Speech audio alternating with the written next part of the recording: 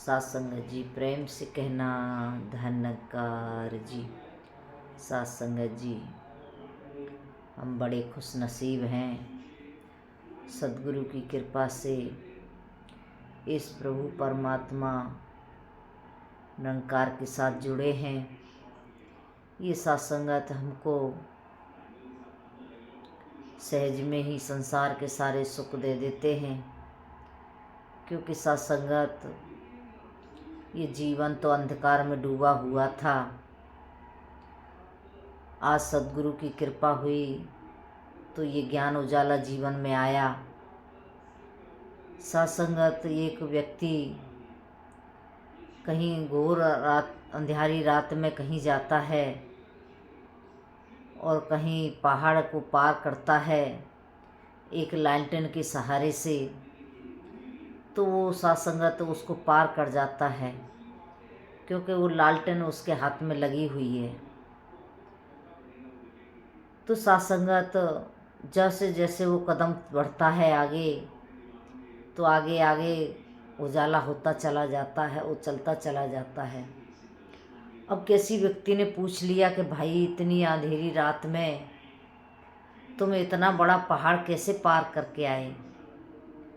तो उन्होंने कहा कि इस लालटेन के सहारे से, कि जरा सी लालटेन है, ये इतना बड़ा विशाल अंधकार, इतना विशाल ये पहाड़, इसको तुम इस लालटेन के सहारे पार कर दिया। तो सत्संगत कहते हैं कि मैं जैसे जैसे चलता हूँ रोशनी वैसे वैसे आगे बढ़ती चली जाती है। ऐसे ही एक भक्त का जीवन होता है। ज्ञानी पुरुष होते हैं, वो जैसे जैसे अपने कदम आगे बढ़ाते हैं, उनके जीवन में ये भक्ति ज्ञान उजाला आता ही चला जाता है। भक्ति सत्संगत एक कोई ऐसी वस्तु नहीं है कि इसे कहीं बाहर ढूंढने की ज़रूरत है, कहीं अंत से लाना है। कहते हैं प्यार कियो तिन प्रभु पायो। कहते हैं प्रेम ही भक्ति है, प्रेम ही पूजा है, प्रेम ही सत्संगत हमारे जीवन को सुंदर रूप देता है, सुंदर बनाता है। तो कृपा करो संतों महापुरुषों, हमने अपने जीवन में प्रेम को महत्व देना है, प्रेम को जगह देनी है, निंदा नफरत को छोड़ करके प्रेम में अपने जीवन को बनाना है। तो जब प्रेम में जीवन बनता है तो फिर सत्संगत वो भक्ति सहज में जीवन में आ जाती है, जिसके लिए ऋषि मुनि तपेश्वरी भी सत्संगत तरसते हैं, लेकिन फिर भी प्राप्त नहीं कर पाते। तो हम जैसे घर गृहस्थी में रहने वाले सत्संगत सद्गुरु ने कृपा की तो सहज में ये ब्रह्म प्रभु परमात्मा हमारे जीवन में आ गया, ये भक्ति हमारे जीवन में आ गई। तो आज माता जी हर इंसान को ये ब्रह्म का ज्ञान दे करके इस संसार से पार उतारा कर रहे हैं, इस संसार से मुक्त कर रहे हैं। लेकिन वही बात है सत्संगत की भीड़ होती है, कोई एक बिरला होता है भीड़ में जो कि अपने लक्ष्य को प्राप्त करता है। तो आज ज्ञान तो माता जी सबको दे रहे हैं, लेकिन बात हमारी है उस भीड़ में क्या हम उस अवस्था तक पहुंच पाए हैं जो एक संत वाली होती है, एक भक्त वाली होती है। क्योंकि संतों का जीवन कुछ ऐसा होता है, उनको ना किसी की बात अच्छी लगती है ना बुरी लगती है, वो सहज भाव में रहते हैं, ना किसी से निंदा करते हैं, ना बैर करते हैं, ना नफरत करते हैं, वो सबके साथ प्रेम करते रहें। तो ऐसी अवस्था हमारी अगर बनी है तो सत्संगत हमारे लिए मुबारक है। तो हम सत्संगत आज सद्गुरु की कृपा से हमारा जीवन सुख में हुआ, अन्यथा तो वही बात फिर बात बनने वाली नहीं है कि हमारा जीवन तो मिला, ज्ञान भी लिया, सत्संग भी किया और फिर हमारा जीवन उसी अंधकार में चला गया। इसीलिए कहते हैं हमेशा सद्गुरु से अरदास करते रहो, इससे प्रार्थना करते रहो सद्गुरु मेरी जीवन की तोड़ आप जी के चरणों में निभ जाए। मेरा ये जीवन आपने मुझे दिया है, ये आपके लेखे लग जाए। ऐसी अरदास हमने हमेशा करते रहना है और अपने जीवन से जो भी कोई गलत भाव आता है, गलत बात आती है, उसको निकाल देना है। महात्मा एक बार कह रहे थे, हम जो सोचते हैं, हम जो करते हैं, वो हमारे जीवन में घट जाता है। तो कभी कभी हम बच्चों से भी कह देते हैं ये तो बड़ा नालायक है, तो अब वो जब हम उससे नालायक कह रहे हैं तो वो नालायक ही बन जाता है।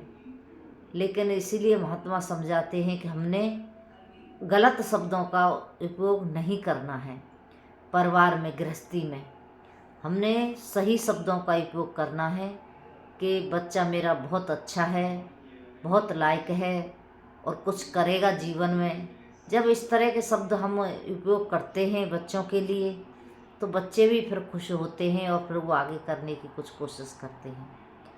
तो हमने अपने जीवन को इस तरह से जीना है, परिवार में, गृहस्थी में, कि सद्गुरु जैसे चाहते हैं। सद्गुरु तो यही चाहते हैं कि हर भक्त का जीवन स्वर्गीय हो जाए, हर इंसान का जीवन स्वर्ग में हो जाए। लेकिन संतो ये जभी बात बनेगी जब हम गुरु के बताए हुए मार्ग पे चलेंगे। हमको जो आदेश आ जाए उस पे हमें चलना है। तो सच्चा बादशाह कृपा करे, रहमत करे। कहते हैं कि सत्संग करो जवानी में, बुढ़ापा किसने देखा है। कि जवानी के खेल हैं सत्संग करना, सेवा करना। सिमरन तो हम कर सकते हैं बुढ़ापे में, लेकिन सत्संग और सेवा नहीं कर सकते। ये जवानी का खेल है, इसलिए हमने बढ़ चढ़ के सत्संग करना है, बढ़ चढ़ के सेवा करनी है। तो सत्संगत ये बात तभी बनती है जब हमारे मन में गुरु का प्यार बसता है, गुरु बसता है। और गुरु जब बस जाते हैं तो फिर वो बात बन जाती है। तो कृपा करो संतों महापुरुषों। कहने के लिए तो इंसान जीवन को जीता है।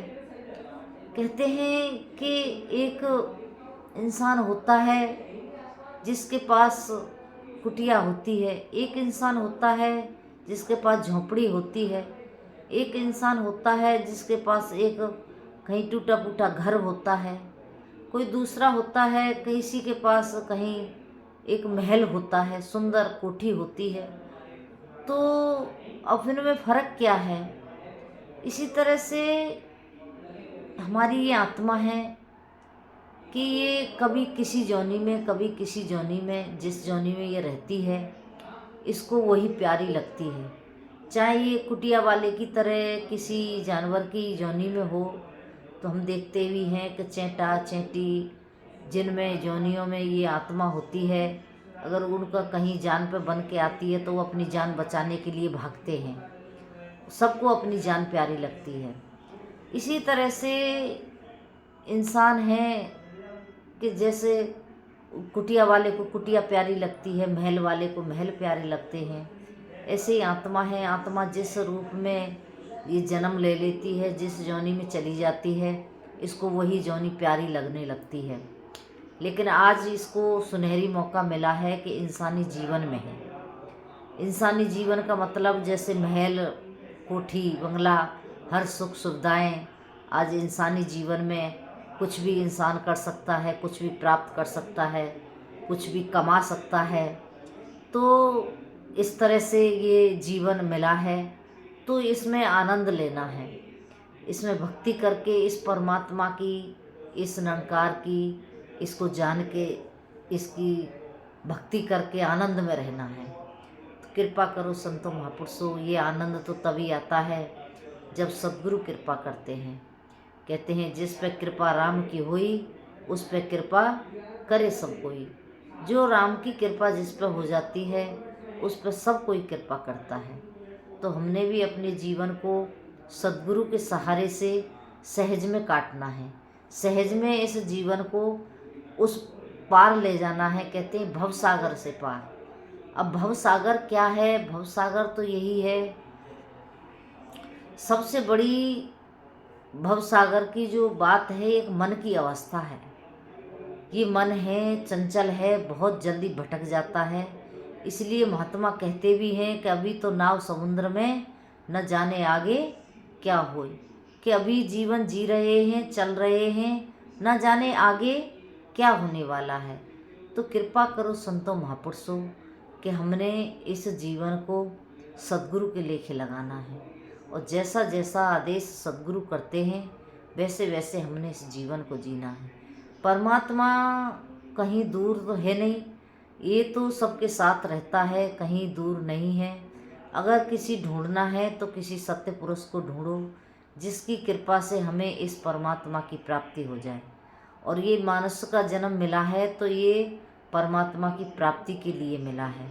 तो ये तभी हमको प्राप्त होगा जब हमें कोई सद्गुरु मिलेगा, कोई संत मिलेगा, और संत भी ऐसा जो इस ब्रह्म को, इस परमात्मा को तत्व से जानता हो। और जो कहते हैं जो जाने सो देव जनाई, जानत तुम्हें हो जाएगी। जो जानता है वही जना सकता है। तो कृपा करो संतों महापुरुषों, दासी इन्हीं शब्दों से आपसे क्षमा चाहती है, और कहीं ऊंच नीच हुई शब्दों में तो बख्श लेना, माफ़ कर देना। और जो बात अच्छी लगी हो वो अपने जीवन में ढाल करके सद्गुरु के भाड़े में रह करके अपने जीवन को जीना है। क्योंकि गुरु कहते हैं गुरु ही ब्रह्मा गुरु ही विष्णु गुरु ही साक्षात परम ब्रह्म तस्मै गुरु ही नमः। कहते हैं साक्षात परम ब्रह्म गुरु ही है, गुरु ही परम ब्रह्म है, गुरु ही ईश्वर है, गुरु ही अल्लाह है, गुरु ही गॉड है। गुरु की ही पदवी सबसे ऊंची बताई गई है।